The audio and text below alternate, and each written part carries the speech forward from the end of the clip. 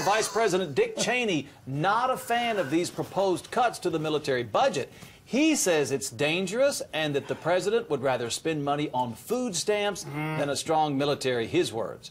Cheney also said he believes the cuts will, quote, do enormous long-term damage, end quote. Remember, as Secretary of Defense, Cheney oversaw one of the largest privatization efforts in the history of the Pentagon, steering millions of military dollars to civilian contractors, and now we know he later went to work for one of those companies. So should we be surprised? Wouldn't the real surprise be if Cheney actually endorsed anything that this administration put forward?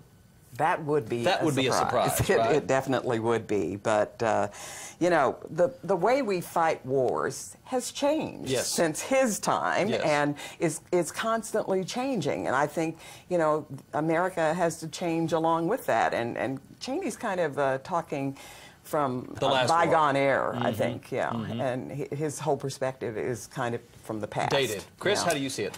This is 2014. We're in the middle of a political season, and the proposed cuts by the Obama administration take us back down, in some cases, below pre-World War I levels. Right. To call them draconian is an understatement.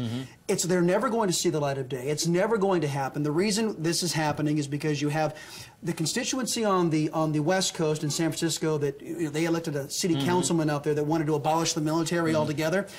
Those people will love this, and they will continue to vote for Democrats. So you're saying it's a bad idea that will never see the light of day? No, well, it'll never see the light of day, but there's a political reason behind this, because there are also Democrats in red states who will be able to say, hey, I'm not with the president on this one. I don't want to cut that deeply, and they'll be able to show separation from an unpopular president. Got it. Okay.